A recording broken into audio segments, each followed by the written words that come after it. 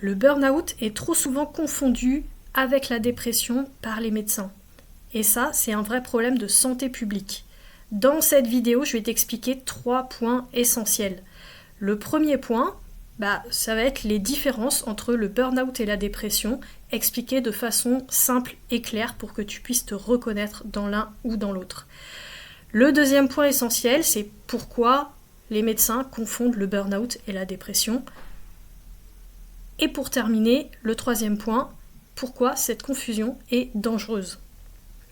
Je suis Catherine Lerondeau et j'accompagne les femmes hypersensibles en burn-out à retrouver la lumière de leur vie. Donc là, je vais t'expliquer 5 différences entre le burn-out et la dépression. Alors, la différence numéro 1, ça va être le point de rupture. Pourquoi ? Parce que dans le burn-out, il y a vraiment un point de rupture très net. Les personnes qui vivent un burn-out se souviennent vraiment parfaitement du moment où il y a eu la rupture, elles en pouvaient plus et elles se sont écroulées. Ça, c'est vraiment très net et elles se souviennent vraiment très bien de ça. C'est vraiment, des fois, ça peut être la goutte d'eau qui fait déborder le vase, un petit événement qui paraît anodin et qui nous fait basculer. Alors que dans la dépression, il n'y a pas de point de rupture. Ça se fait au fur et à mesure et sans que la personne elle s'en rende compte. Donc c'est pas net. La différence numéro 2, c'est la façon d'y faire face.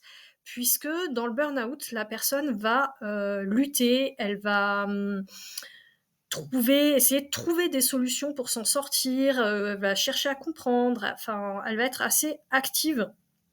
Alors que dans la dépression, eh bien, il n'y a pas de lutte, il n'y a pas de recherche de solution, la personne est extrêmement passive. Voilà, donc c'est diamétralement opposé. La différence numéro 3, c'est les causes. Dans le burn-out, en général, les personnes savent très bien identifier les causes, même si effectivement il y a des causes un peu plus profondes à creuser.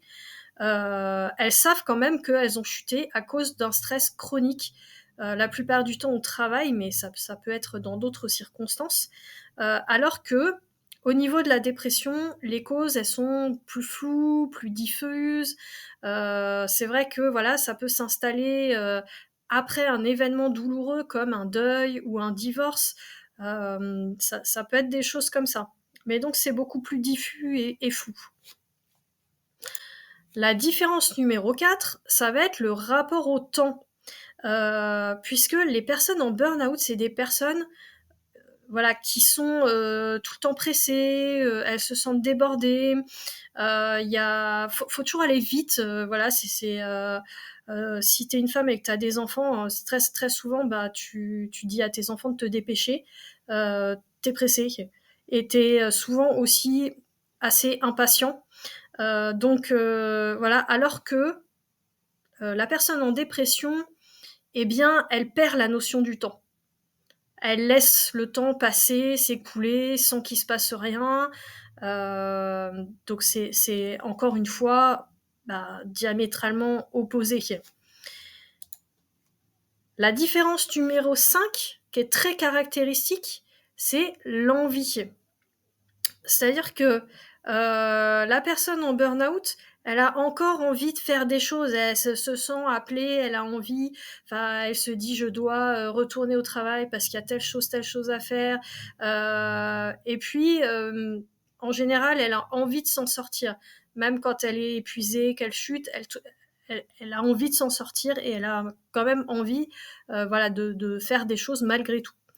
Dans la dépression, c'est très caractéristique, on n'a plus envie de rien. Il n'y a pas de motivation. Voilà, c'est des différences qui sont vraiment très flagrantes entre les deux. Et je pense que là, on ne peut pas se tromper pour se reconnaître dans l'un ou dans l'autre. Alors, pourquoi les médecins confondent burn-out et dépression ? Eh bien déjà, il y a le fait d'un manque de formation sur le burn-out, qui n'est pas encore très bien intégré, très bien connu en tout cas des médecins. Voilà, certains le sont et d'autres non. Et donc forcément, pour ceux qui ne sont pas formés dessus, le burn-out, c'est pas encore, quelque chose qui est très bien intégré. D'autre part, par contre, enfin la dépression, elle, c'est une maladie qui est bien identifiée et bien connue des médecins. En tout cas, ils l'apprennent à l'école de médecine et donc là, effectivement, ils vont se tourner vers, la dépression qu'ils connaissent bien. Le burn-out aussi n'est pas reconnu comme étant une maladie, ce qui pose quand même un problème, malheureusement. C'est, on va dire, un syndrome, un ensemble de symptômes, mais c'est pas reconnu comme une maladie. Or, les médecins sont quand même formés à détecter des maladies et après à donner un traitement en fonction de leur diagnostic de maladie. Après, l'autre chose qui peut faire penser effectivement aux médecins qu'il y a une dépression, c'est que, arrivé au stade 3 du burn-out, il y a ce qu'on appelle un syndrome dépressif. Voilà, donc là, je vais t'expliquer ça tout de suite. Donc il y a des troubles dépressifs dans le burn-out. C'est effectivement un ensemble de troubles qui peuvent faire penser à une dépression. Notamment, on peut souffrir d'anxiété, de crises d'angoisse, d'attaques de panique. On va avoir aussi des émotions disproportionnées en termes, par exemple, de tristesse, de peur, d'irritabilité. Et donc il y a un manque d'envie, de motivation, une grosse perte de l'estime de soi qu'on retrouve dans la dépression. Il y a également un isolement social, un repli sur soi qui peut accentuer le fait qu'on pense qu'on est en dépression. Mais en réalité, tout ça, c'est vraiment, je dirais, un système de protection. Oui, notamment l'isolement social, le repli sur soi. Et ben, quand on arrive au burn-out, on a cramé toutes ses ressources. On a besoin de se régénérer et on a besoin d'être seul pour le faire. Toute stimulation, n'importe laquelle, va provoquer de la fatigue, d'où le manque d'envie, de motivation, mais c'est de la protection. Parce que la cause, elle est physiologique et non psychiatrique. Il y a un gros dérèglement des neurotransmetteurs, notamment l'effondrement de la sérotonine, qui est l'hormone du bien-être, voilà, et de la dopamine, qui est l'hormone de la motivation. Il y a vraiment un mode économie d'énergie qui se met en place parce que les glandes surrénales sont épuisées et n'arrivent plus à produire du cortisol. Et ça, c'est important de le savoir. Donc, parce qu'il faut respecter ça. En fait, il ne faut pas essayer de le résoudre. Tout ça, faut le respecter. Sinon, en fait, c'est un danger pour la personne. Voilà, cette erreur de diagnostic, elle peut être dangereuse parce que déjà les solutions ne sont pas les mêmes.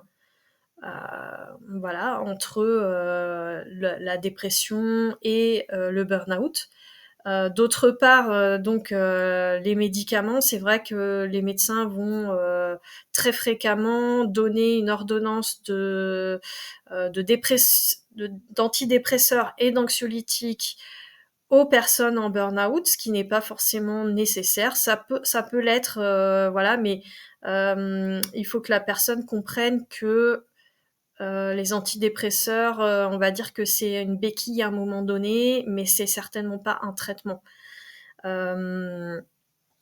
Donc on a vu aussi que précédemment, avec toutes ces différences, que c'est quand même deux états qui sont très opposés.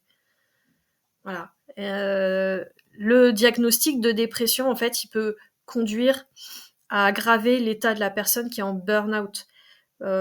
Pourquoi ? Parce que c'est une personne qui généralement a tendance à se battre dans la vie.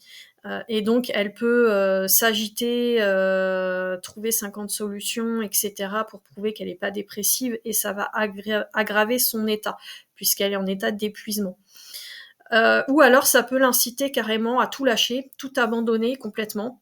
Et là, voilà, si on abandonne son chemin de guérison, ça aggrave l'état. Et cette étiquette aussi de dépression peut augmenter encore plus la dévalorisation que la personne a d'elle-même. Donc c'est quand même important de faire cette différence entre la dépression au sens psychiatrique du terme et le burn-out. Donc là, je voulais te partager également le témoignage de Sylvia. Sylvia, c'est une des femmes qui est rentrée dans la communauté des Lucioles et qui témoigne de ce qu'elle a vécu pendant son burn-out. C'est très caractéristique. Écoute son témoignage. J'ai fait un burn-out, j'étais assistante maternelle à l'époque et j'avais des douleurs chroniques de sciatique. J'allais chez l'ostéo 4-5 fois par an, je faisais des séances de kiné toutes les semaines. J'ai eu ces douleurs pendant bien 5-6 ans et jusqu'au moment où j'ai craqué, quoi. Voilà. Je me suis mise à pleurer sans raison en couchant un petit un jour qui était très énervé. Je sentais au fond de moi que j'arrivais plus à l'apaiser, tu vois, le calmer et tout. Donc, je dis, bon, je vais le coucher, je vais le laisser se calmer un petit peu avec le doudou et tout. Et je suis sortie. Là, j'ai fermé la porte et je me suis effondrée, en fait. Je me suis écroulée par terre. Je me suis mise à pleurer. J'avais la douleur du sciatique qui me faisait mal et tout. Et mon mari qui est venu, il m'a dit, qu'est-ce qu'il y a et tout. Et j'ai fait, mais en fait, je crois que j'en peux plus, quoi. Je crois que j'en peux plus, je sature.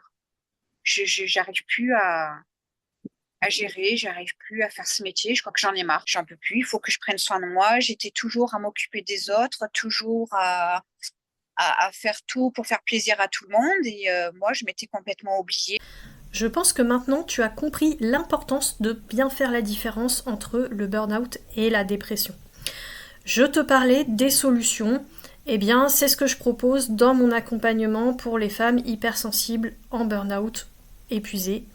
Des solutions concrètes qui seront adaptées selon le stade où tu en es. Si tu souhaites faire le point sur ta situation, eh ben, je te propose un rendez-vous gratuit de 45 minutes. Tu trouveras le lien dans la description. En tout cas, je te félicite d'avoir pris le temps de regarder cette vidéo. C'est un premier pas pour retrouver la lumière de ta vie.